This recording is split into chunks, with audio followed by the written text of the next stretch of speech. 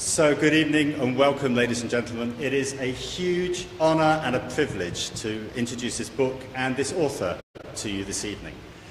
We've been friends since probably the prologue of the book, and we remain so to this day. I've seen her work, I've seen her struggle, and I've seen her succeed. But always, I've seen her pursue her dreams and aspirations with a kind of tenacity and determination that is really difficult to match.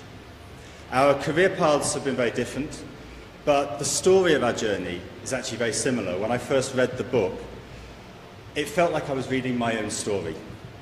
Every word of this book is going to bring young, aspiring dancers closer to their dreams and ambitions.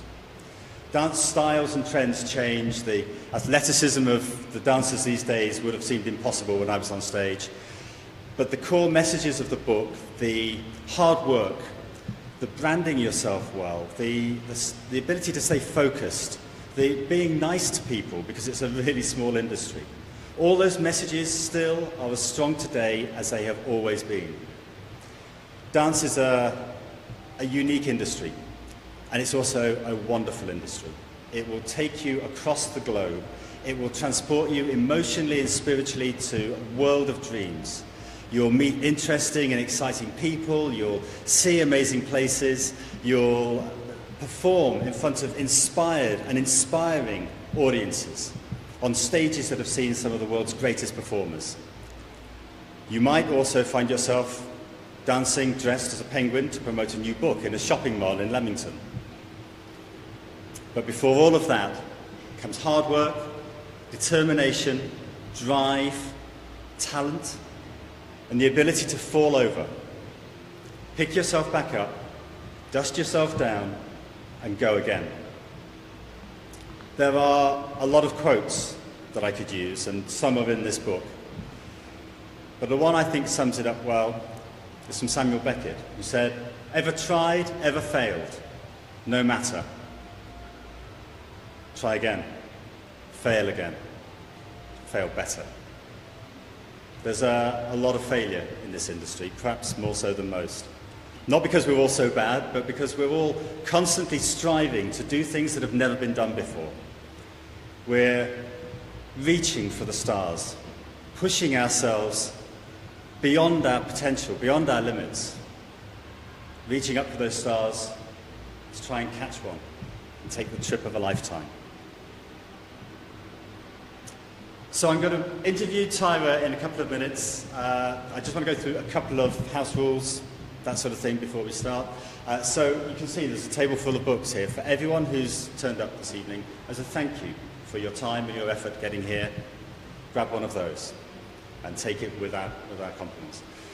We are also, for those of you who are not aware, we've got an audience in the room. We've also got an audience live on Facebook Live, so thank you all for sticking with us and coming back and tuning into the broadcast.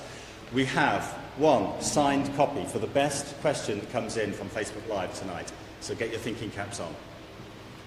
You guys don't even have to ask questions. You just get a book just for being here. The housekeeping is very simple. The toilets are downstairs. You walk past the cafeteria level and they are right on your right-hand side. You can also get reusable drinks cartons and chilled water for free down there as well. The drinks cartons are not free. There's no planned fire alarms this evening, so if you do hear an alarm, please follow me through the Graham-shaped hole I'm going to make in that wall and just drop straight down to follow the green signs, take the stairs and the doors if you have to, and we'll meet outside the front of the building on Langley Street. If you're watching us online and you hear a fire alarm, then you're going to have to make your own arrangements. So, enough of me. Let's hear from the lady of the hour. Will you please join me in welcome, author of Pocket Guide for... You see, look at them light up now. This is all they came for. Ladies and gentlemen, Tyra Fu.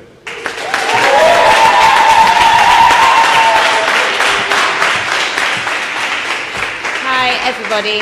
Hello. Thank you. I really appreciate everybody coming out tonight. Thank you so much. I hope you've all helped yourself to wine, and there's lovely cupcakes there as well. And please do have as much wine as you can, because otherwise we've got to take that back. I know a lot of you know me in the room already, so I'm not going to start off by talking about myself. I want to start off talking about why I decided to write this book. And as you know, I'm a freelance teacher and choreographer, and I teach at lots of different universities and colleges. And I was getting a lot of questions from dancers that were at the beginning of their training, dancers that were just about to embark on the industry. And there were a lot of questions, and they were a lot of the same questions. So sort of, where do I look for auditions? How do I get an agent? How do I survive when out of work? What are the best jobs to do when out of work? And it wasn't only dancers that were training, dancers in the industry that had lost their way, that needed a little bit of guidance, that needed motivation. They felt like they weren't succeeding in the industry. You know, they didn't have that West End job yet. They weren't in that dance company that they wanted to be in. And they've had a thread of no's, they've had a couple of maybes, they've been down to the last, to the finals, the last two in the finals, the last 4 times they've done the same show. And they've just become really disheartened and really withdrawn from the industry. But the biggest thing for me is that I've seen so many dancers giving up before they've even started. Dancers that give up at the first hurdle. And it's really hard, this industry. I think it's hard if you don't know how to cope with the rejection. I think it's hard if you don't know how to manage your feelings. I think it's difficult if you don't know what to do with that, and if it's constantly happening to you and it's a constant no, it's really hard to deal with. And so that's why this book happened. It's because I wanted information that dancers could have access to, resources they could just look in a book and find those, but also on those days that we've all had when you're feeling not great about the business and you can't really see a way forward, that you can pick up this book and you can go, oh, that's normal. It's normal to feel like that because somebody else is feeling like that. And I think once you know that other people are feeling exactly the same as you, then somehow it just makes it easier, and it makes it like normal. Oh, it's okay. It's normal for me to feel these feelings. It's normal for me to have this big knot in my stomach, but it's okay because it's going to go away in about 10 minutes, or it's going to go away in half an hour, or maybe an hour, but it will go away. And so what I've done in the book is I have related back to my stories in the industry of when I was trying to make it, and why I feel I can help people, I can help dancers, is because I didn't get into the industry in the conventional way. All of this is in the book in a lot more detail, but I started dancing at 17. I was 17, I did not have a clue about dance, did I, Graham? No, not one. Like, I was just like, I decided there and then at 17 I wanted to be a professional dancer. I was in the middle of Derby, I didn't know anybody, I knew nothing. All I'd seen is Top of the Pops, and I thought, this is really silly, I thought the dancers on Top of the Pops were like just dancers on Top of the Pops. I didn't realise they were like professional dancers, and you could do that. That's how ridiculous, that's how much I didn't know. But also at 17 I wanted to be a professional ballet dancer, so that really shows you that I didn't know very much about the industry. So I started dancing when I was 17, and by 20 I had my first professional job. And I didn't graduate from one of the big conservatoires. I didn't have an agent, I didn't have any contacts, I didn't know anybody. But what I had was like, I'm doing this, I'm having this is mine. And I wasn't accepting anything else. Like, I had a plan A, I didn't have a plan B. And I think that's really important. I think it's really important that you really stay focused on what you want, because you can have it, you can so have it if you want to, but we do get obstacles in our way, you know. And I think with the no's and the rejection, I think it doesn't matter how much you're prepared at colleges and at universities, how much you're told. It's really hard, it's really difficult, there's loads of rejection. You're told that, brilliant, that's great. Can you tell me how to deal with it? Can you show me how? How do I deal with it? How do I get through that? Because if you show me how, I think I'll be able to do it. Because we train we've got some amazing training in the UK, like fantastic training. They train from 8 in the morning till 8 at night, it's like bam, bam, bam, and it's amazing. But I think we really need to think about training our dancers mentally, like really thinking about that, because it is full of rejection, because it is that nature. And I think if we're trained mentally, then there's much more longevity for us as dancers. We can have, we should be able to have a long career in dance. We should be able to buy a house. We should be able to get a car. It shouldn't just, do you know what I mean? So it's like, I think that's what I wanted to do with this book. I want this book to be like your little friend in your pocket, in your bag, that you can get out when you're just feeling a little bit rubbish. So maybe you've got down to the finals and you've had a 7-hour audition and you're absolutely knackered and you can't talk and you can't walk, and then they tell you, no love, I don't want you today. And it's that moment when you get that in your stomach and you say thank you very much, you walk off. And then you know what it feels like. We all know what it feels like. But then you get that, you just have something that goes, oh, I've been through that. It's all right. We can get through that and we can move on.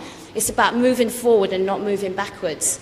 So if we have those tools, like in the book, I talk a lot about mentally of dealing with things, of looking at auditions in a different way, look at them in a different perspective, learn from auditions. If you're learning from auditions, you'll never fail. You'll never fail. I loved auditioning because I was still learning. I'm still learning now. But when I used to go to auditions, I used to go, love that dancer. I love the way they move. Get that, embody that. That choreographer really said something then. You take things and you grow as an artist, then you've got more knowledge, then you're stronger, then you're more confident. So you walk into the next audition and you're stronger and you're ready and you're more resilient. And so that's kind of where I want this book to take dancers, to just to give them like some support, some help, and to show them that don't give up. Just to keep going. Yeah, I can't remember what else I was going to say. But that's kind of the nature of the book. It's an information book. It's a resource book, and it's a motivational one. So it was really important for me to do that. And I was on holiday last year, and I was like, I'm going to write this book. This is what I'm going to do. I'm going to do that. And I just kept doing it every single day, just small steps every single day. And now we've got it. And I can't actually believe I'm standing here talking about a book and not singing a song or doing a dance. It's really weird. But yeah, so it started a year ago, and it's obviously really important for me to get it out there, just because I've seen so many, ex-students struggle and people just giving up too early. It was just something I wanted to do and wanted to give back to our future generation, because it is amazing. It is an amazing career. It's an amazing job. It's just I love it, and I'm still in it. I'm still doing this. I'm still in this industry. I started when I was 17. I'm 41, and it's I'm still doing it. It's yeah. And so for anyone that says it's not a long career, it is. It can be if you want. So yeah, that's kind of, I think that's, otherwise you're not going to be able to ask me any questions, are you? Because I'm going to have answered them all. It's your call. It's your call. Okay, so just for anyone in this room, the comments you made about the fact that she didn't know anything about the industry, she took ballet, and that shows she didn't know anything. This girl can dance, guys. This girl could have got into a ballet company any day of the week. I've been in some ballet companies, and she was phenomenal. I've never seen anybody, for those of you who know what this is, stand on Benny Point in attitude longer than this girl.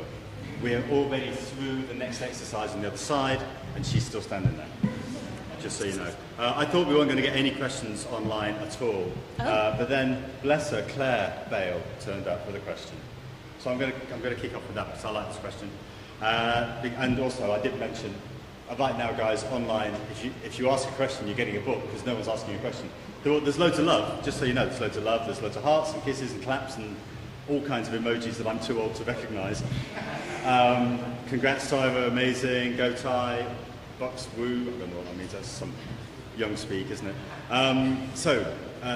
Claire's question. So great to see you helping and mentoring others through this book, Tyra. Who was your mentor? and helped you through the tough times? Can I talk about Eve? Yeah. Yeah, so Eve Laveau, she took me under her wing when I was 17, and she trained me in ballet, and she was my mentor, she was my inspiration. She is just an amazing lady. There was 6 of us training, wasn't there, in Derby, and she worked every day, 8 in the morning till 8 at night. She was, what was she then? Was she like 67? She's about 84. Yeah, but she was, yeah, but she had so much, she just had so much energy. And she danced with Lambert when Lambert was still a ballet company, right? That gives you an idea. Yeah, but she was, I think she was my inspiration. She was my, I guess she was my mentor. I think it was Eve. Yeah, she was amazing. Yeah, she was. Cicchetti through and through. Lambert taught Eve, and Lambert obviously got taught by that lineage, and that's what feels really awesome about the whole Cicchetti ballet thing for us. I had to go to that question because you'd already answered my first question, which is how you deal with objections. That's fine. You know, the book doesn't claim to answer every question, and there are lots of links, and there's lots of support networks out there that you refer to. How did those networks help you during your career? Well, we didn't have any really. We didn't have Facebook, we didn't have Google, we didn't have YouTube, we didn't have anything. So I think my support came from coming here.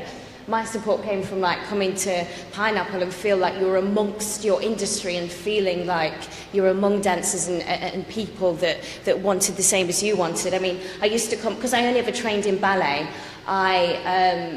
I had to learn the styles from other places such as this. So I used to travel up like 5 o'clock in the morning and learn different dance styles up to here. And that's where I think I felt like I had a support network. Well, there's lots of amazing support networks out there on Facebook. I mean, there's great places where you can go to, and I mentioned a lot of the links in there, where you can get advice, where you can get advice on jobs that aren't very, you know, if people say that certain jobs aren't very good or certain agents aren't good, you can get a lot of information from other dancers, and I think that's a really great thing for us to have as dancers, to like support each other in places such as that. So yeah. And the book now is a support mechanism for you. Yeah. So my next question, you talk about your first week at the West End show and feeling completely out of your depth, feeling like a fraud. I can relate to this. I was first week in the ballet company, and there were girls with their legs up by their ears, and I'm not very flexy, and I've got flippers for feet, but I've got a good top half, and it was like a jump. So I felt like a fraud and a fake. Where does that self-confidence, where does that belief come from? When I got that show, I had never experienced anything like it. There was so much that I didn't know when I got that show. And I remember the first day, everybody sat down and the MD said, right, we're going to learn some harmonies. And I was like, what's that? What's a harmony? I don't know what that is. I spent the first 2 days miming. I didn't know what I was doing. But I was like, I'm still having this. This is fine. We can get over this. We can do this. And they all brought their dictaphones out on the first day as well. And I was like, what are these machines these people are bringing out? And so the next day I waited outside Dixon's at about 7 o'clock in the morning to get me dictaphones so then I could go into rehearsal all ready for my harmonies. But I still mimed that second day. I just didn't know what was going on. And I remember ringing my mum and dad saying, we're doing harmonies and I don't know what that is. But so yeah, I just quickly learnt, and I think it is a confidence, but it's just like, had to do it. It's just, you just have to do stuff, and you just have to not think about it. It's just like, you have to do, you know, I had to sing. I learned how to sing in that show, and I just didn't doubt that I couldn't. I was just like, yeah, I can do this, and I think that's what you just have to believe in your abilities. Like this business, as cliche as it sounds, it's all about believing in yourself, because if you don't, then nobody else will. It's a really, really important thing. And then once again, going back to that rejection, your confidence and self-belief can very quickly go if you're being told no all the time, and you don't know how to deal with it. So that brings me on to something else. Putting yourself in a position where you have to either succeed or fail, right there, being vulnerable in front of a new company or an audition panel or whatever, that you tend to find that people succeed if they have no other choice. So talk to us a little bit about your self-penned monologue at your audition. Oh.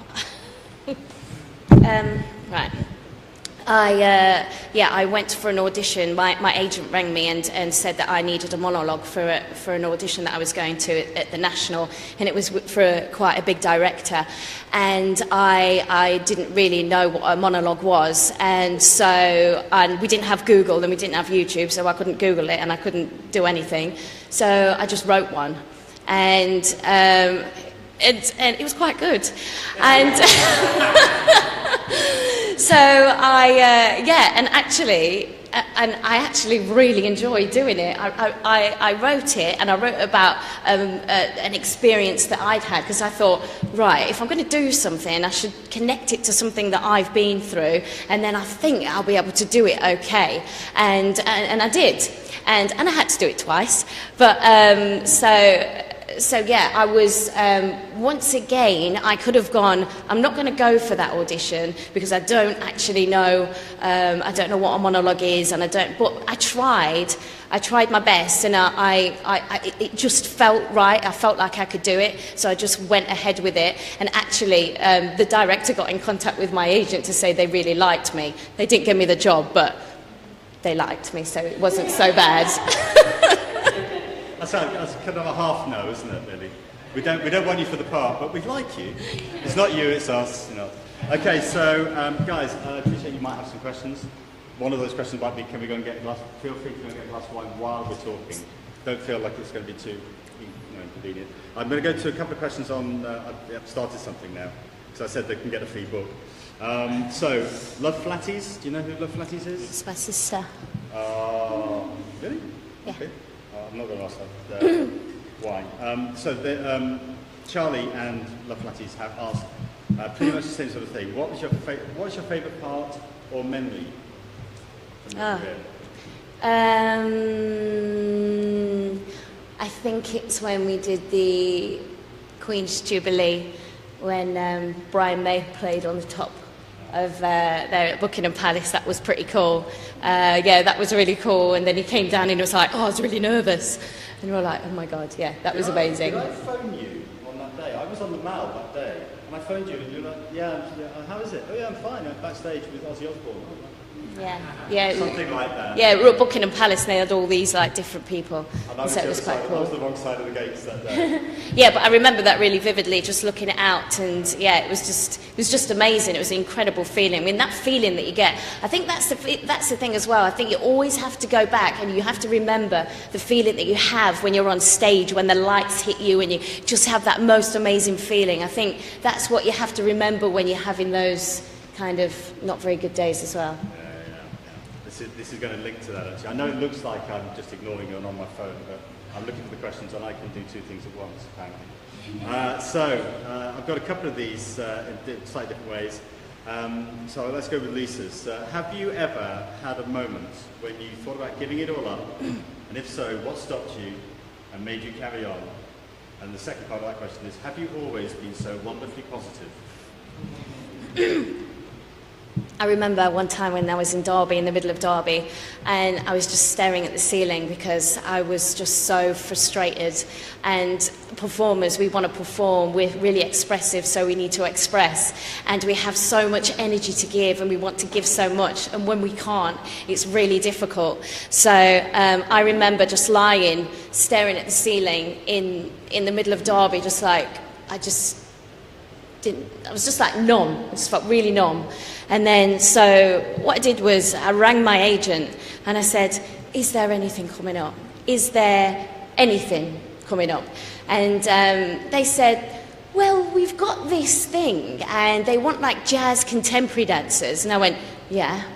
And they want like rocky singers. Yeah. And if they can do martial arts, that's really, yeah. I mean, this is like, that's me. It was me that we're talking about. Like, I was like, oh my God. And I could just wanted to jump down the phone and just say, and they said, do you want us to put you up for it? And I went, yeah, if that's okay. And anyway, they put me up for it, and I got that job. But if I'd have stayed staring at the ceiling for the next couple of days, I wouldn't have. So as much as you can, just be as proactive as you can. And I talk about this in the book as well. Stay in touch with your agent, ring your agent, don't be annoying, but make sure that they know that you're there, because they work for you, so they need to be helping you, and you need to have a really good relationship with your agent. So that's another really important thing to have as well. My moment like that is crying in Grosvenor Square on a bench, because I came into yet another dance audition, and there were 200 people in front of me, mostly girls to be fair, but there were some guys, and just thinking, just can't do this anymore. And then a voice inside of you just goes, well, if you don't do it now, what are you going to do? You've come all this way, what have you got to lose? And so it's the same story. Yeah. It's the same story. We're all in the same boat. Just going to mention this. Claire Bale, bless her, says, I still stand like a dancer. That's very nice. Don't dance like a dancer anymore, Claire. What's your next adventure? That's from Rachel. I'm really enjoying writing. I've really enjoyed it. I've learned a lot from the process. I think I want to, what's the word? I want to look at that more. I'd like to go into that a little bit more about writing and helping people through that. I'm looking at the second book on this, about how dancers can really use their minds to help them through auditions, to help them through rejection. So different techniques that could really help them, things like EFT, and that could be really beneficial. And I'd really enjoy doing that sort of research for that. I'm also choreographing as well, so I love choreographing, I love creating's a really big thing for me. So I'd like to look into that a little bit more and delve into that a little bit more as well. Feel free, if you've got any questions here, guys, just put your hands up as well. I'm going here because I've run out of questions. I haven't quite, but there's one that I'm going to answer for you, if that's okay. If you could give one bit of advice, what would it be? I'm going to say, buy the book. I don't know, you might have another bit of advice. There's about 1,000 pieces of advice in there, so go and buy the book. What's your next adventure? We've just done that one. Have you found that it really does depend on your appearance when being cast for certain shows? And how do you remember that it's not always a reflection on your talent, but what the casting director what the casting directors are looking for? Did you get all that? Yeah. So I think image for us, we are our own business, and I think it's a really important thing that you have a look, that you have an image that you're really comfortable with and that sits right with you, because what's not right for you, what's right for one person won't be right for you. But so you need to feel really comfortable with that. Also, it's different. It depends which dance style you're going for, but musical theatre and commercial, you're going to look very different from if you're going to go for a contemporary company, if you're going to audition for a contemporary company. But it is really important that you stand out as much as you can, as long as you're comfortable with that, because what you don't want is to get lost in a sea of people, because you will. And a really good example of this is that for me is that I auditioned for a show when I'd first started auditioning, not really having a clue, and I went to this audition, which was sort of, we call it street back then, and it was a bit street, and it was a bit in the 90s, and I went there, and I was in me black ballet tights, my leg warmers, my black leotard, and my hair was slicked back in a bun. And I walked in, and everyone else was like all colours, the hair was like all cool and that. And anyway. Good way to stand out there. Yeah, but not in a good way. Not in a good way. I obviously hadn't researched that show. And anyway, I danced. I was like, I thought I danced as well as I could, and I got cut in the first round, and I was like, I don't get it. Why did I get cut? All these questions we ask ourselves, and and I auditioned for exactly the same show. A year later, I think it was. I got my hair out, got all me kit on, and I got that job. I got that job in that show, and that I danced exactly the same. I was exactly the same, but that just goes to show how powerful it is. I think always research a show you're going for, always research your directors and your choreographers, because that gives you more knowledge before you go into the audition. Therefore, you're going to be more confident. The more you know, the more confident you are. So you can go in and you'll be like, oh, I know that, and I know what this choreographer's like, I know what this director wants, and you feel a little bit safer, you feel like a little bit more confident. And you dance differently, and you just give something different off. So it's really important. I think image, but you have to be yourself. Like, it's not about just doing your hair, and it's about feeling really comfortable with yourself, something that really sits right with you. Yeah, absolutely. I'll go with that. I'm going to kind of bring it to a close. I guess you guys don't need to put your hands up, because you can just come talk to her and ask questions anyway. So I'd like to thank everyone who's been on Facebook. I'm just going to finish with one thing. Sarah Jane Jest. Tyra, you are truly inspirational. I am very lucky to have been taught by you. Oh, right, you're right here in the room. No, we know her. Oh, you know her? Oh, okay. So I thought, you could have said that to her. Gail says you're totally rocking this, Taz. I think you are. So I'm going to ask our gorgeous, can I just have a round of applause for our assistant? So Ket's a gorgeous camera woman who looks like she's about to go on stage. And the rest of the guys here who have also been helping out since they did. I say get as much wine down you as you can, and Tyra, ladies and gentlemen, is all yours. Can I say something? Yeah. Thank you so much, everybody, for coming out this evening. I really am grateful. I know how hard it is to come out when it's dark and it's cold. So you being here, I really, really do appreciate it. Thank you to everybody that's made this possible as well. You've all been amazing. Can I just say some thank yous, just because otherwise I'm going to feel really bad if I want to say thank you. So I just want to say thank you to Charlotte Ketteridge for doing an amazing book design. Thank you to Rebecca Sadchev for the layout of the book. Delavan Bars, Aidan Pascal, thank you for the website's amazing. Clive Ketteridge for your constant inspiration. Grace Kadir, Alan Walker, Gary Lake, Rolf Clement for your amazing photos in the book. I love them. Thank you Bradley Salter, Joshua Ivy, Lewis Haywood, Fenia and Eleanor for being in those pictures. You're amazing. Thank you so much. Thank you Debbie O'Brien, Irene Cotton, Sammy Lee Jane, Joshua Ivy for your words of wisdom in the book. Thank you to Graham for this evening. You're amazing. Thank you so much. I really appreciate it. Thank you to Yves Laveau, my teacher. I love you very much. Thank you to my family and friends for your amazing support constantly, always. Thank you to my mummy Fu for making the most amazing cakes and driving me up and down to London constantly when I was auditioning. I really appreciate it. Thank you. I love you. Thank you to Heather and Lily for coming up today. I love you both very much. And thank you to my amazing people from the village who came up today to support me, and I live in the most amazing village and they're so supportive. We actually got a limo up here today because of them, and it was so awesome. So thank you all so very much. You've all been amazing. Rob, thank you for filming tonight. That's brilliant.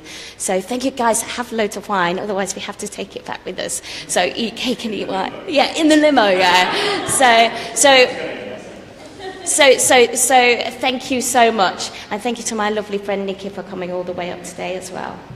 Thank you guys.